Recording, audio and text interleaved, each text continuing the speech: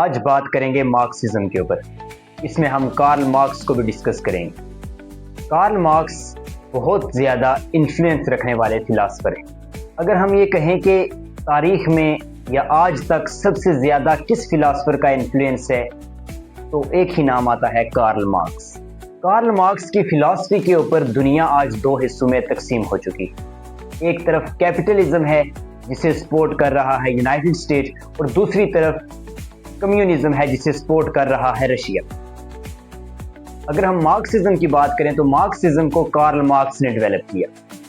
Marxism society को explain करता है in the term of economy and class struggle, specially between worker and owner. Karl Marx का यह मानना है कि कैपिटलिज्म को खत्म करके एक क्लास लेस कम्युनिस्ट सोसाइटी बनाई जाए। कार्ल मार्क्स की जो फेमस फिलॉसफीज हैं उनमें मटेरियलिज्म और सोशलिज्म शामिल है। मटेरियलिज्म मीन आप ग्रोथ को ज्यादा से ज्यादा करें, यूटिलिटी को ज्यादा से ज्यादा करें। और सोशलिज्म में कार्ल मार्क्स ने सबसे ज्यादा लेबर पे बात की, लेबर के राइट्स के ऊपर बात की कि जो लेबर क्लास है इसको जो है हुकूमत करनी चाहिए और जो एलीट क्लास है इनको हटाकर। कार्ल मार्क्स ने मार्क्सिज्म के ऊपर दो फेमस बुक्स लिखी हैं। एक द कम्युनिस्ट मैनिफेस्टो, जो दुनिया की टॉप 10 बुक्स में जो है शामिल है। इसमें वो कम्युनिज्म के रूल्स के बारे में बताते हैं। और दूसरी बुक है दास कैपिटल, जिसमें वो वर्ल्ड की इकोनॉमी को बयान करते हैं। कार्ल मार्क्स हिस्टोरियन को क्रिटिसाइज करते हैं। वो कहते हैं कि हिस्टोरियन ने सिर्फ बादशाहों के किस्से कहानियां लिखी, उन्होंने मजदूर के किस्से कहानियां नहीं लिखी। और उन हिस्टोरियन की इन किस्से कहानियों की वजह से उन्होंने बादशाहों को बड़ा बना के पेश किया और मजदूरों को छोटा तबका बना के पेश किया, जिसकी वजह से सोसाइटी के अंदर क्लास क्रिएट हो गई है, अपर क्लास और लोअर क्लास। अपर क्लास को कार्ल मार्क्स नाम देते हैं बोर्जवाजी का, और लोअर क्लास को नाम देते हैं प्रोलिटेरिएट का।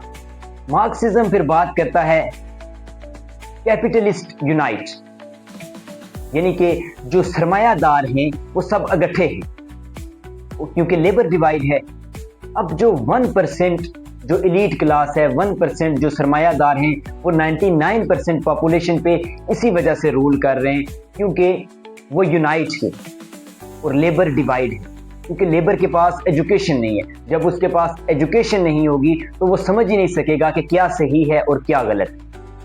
कार्ल मार्क्स की पूरी फिलॉसफी ही इसी चीज़ पे है कि जो लेबर क्लास है इनको इकट्ठा होना चाहिए और इनको हुकूमत चलानी चाहिए, और जो 1% जो एलीट हैं इनको उठा के बाहर फेंक देना चाहिए। मैं आपको एक बड़ी इंटरेस्टिंग चीज़ अभी बताता चलूँ कि आप लोग सोच रहे होंगे कि पाकिस्तान की अगर हम एग्जांपल लें तो पाकिस्तान को कंट्रोल कौन करता है। तो बहुत से लोग आप में से सोच रहे होंगे कि शायद कोई पॉलिटिशियन कंट्रोल कर रहे हैं, या मिलिट्री कंट्रोल कर रही है, या कोई इंस्टीट्यूशंस कंट्रोल कर रहे हैं, लेकिन ऐसा नहीं। पाकिस्तान को जो बेसिकली कंट्रोल करते हैं वो कैपिटलिस्ट करते हैं, वो एलीट क्लास करती है, वो सरमायादार कंट्रोल करते हैं। जनरल अयूब खान के दौर में एक रिसर्च हुई जिसके मुताबिक ये पता चला कि 22 खानदान हैं जो पाकिस्तान को कंट्रोल करते हैं। अब उन 22 खानदानों में से अगर हर खानदान के 100 बंदा हो तो यानी कि 2200 बंदा जो है 22 करोड़ या 25 करोड़ अवाम को जो है कंट्रोल करता है ना हैरत की बात।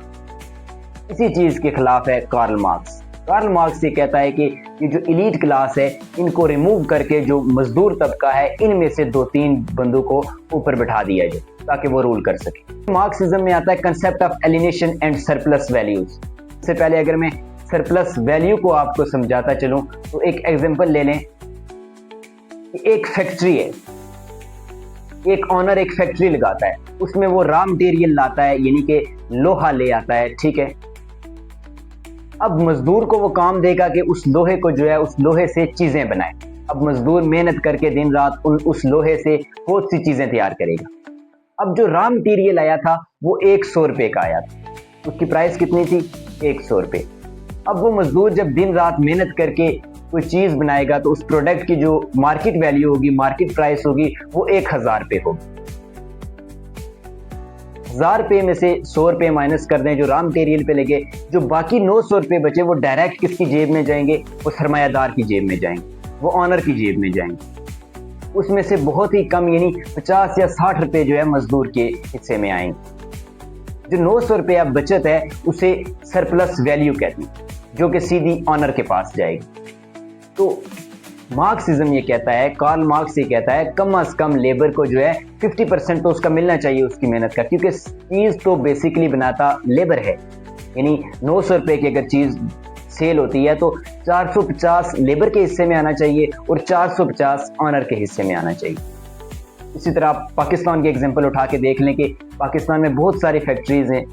अगर एक लेबर काम करता है किसी फैक्ट्री में तो वो बड़ी मुश्किल से मंथली जो है 15,000 या 18,000 रुपये जो है कमाता है, लेकिन उसी फैक्ट्री का ऑनर जो है एक महीने में 15 से 18 करोड़ तक कमाता है। अब आप सोच रहे होंगे कि अगर ऑनर जो है फैक्ट्री ना लगाए तो मजदूर काम कैसे करेगा, चीज़ें कैसे बनाएगा? ये भी एक अलग डिबेट है, लेकिन कम से कम मजदूर को फेयर वैल्यू उसकी मिलनी चाहिए। फिर अगर कंसेप्ट ऑफ एलिनेशन को हम देखें तो कंसेप्ट ऑफ एलिनेशन ये है कि जो मजदूर जो चीज़ मेहनत करके मशक्क़त करके बनाता है उसे यूज़ नहीं कर सकता। एक मजदूर अगर BMW गाड़ी तैयार करता है तो उसे यूज़ नहीं कर सकता, क्योंकि उसके अंदर इतनी कैपेसिटी नहीं है, उसके पास इतनी मनी नहीं है कि वो उसे परचेज कर सके या उसे यूज़ कर सके। जो 15,000 या 18,000 एक महीने का बड़ी मुश्किल से कमाता है वो इतनी 4 करोड़ की गाड़ी कहाँ से लेगा?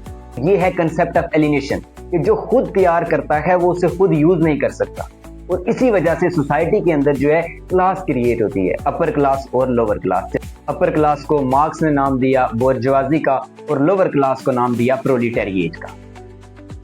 फिर कार्ल मार्क्स ये कहता है कि जो गवर्नमेंट है वो मजदूरों की होनी चाहिए, जिसमें कोई भी बड़ा नहीं होना चाहिए। मजदूर खुद गवर्नमेंट करें तो फिर जो सरप्लस वैल्यू होगी वो अगर जो 900 रुपये बचत होगी वो डायरेक्ट किसकी जेब में जाएगी? वो मजदूर की जेब में जाएगी, क्योंकि वहां पे कोई कैपिटलिस्ट या एलीट क्लास नहीं होगी, वहां पे सब इक्वल होंगे।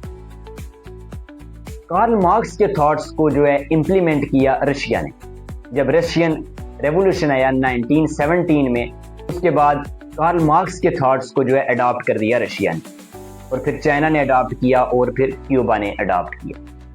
इस तरह से दुनिया दो हिस्सों में तकसीम हो चुकी है, एक तरफ कैपिटलिस्ट ब्लॉक है और दूसरी तरफ कम्युनिस्ट ब्लॉक है। तो ये था मार्क्सिज्म और कार्ल मार्क्स के थॉट्स। दीजिए इजाजत, मिलते हैं एक नए व्लॉग के साथ।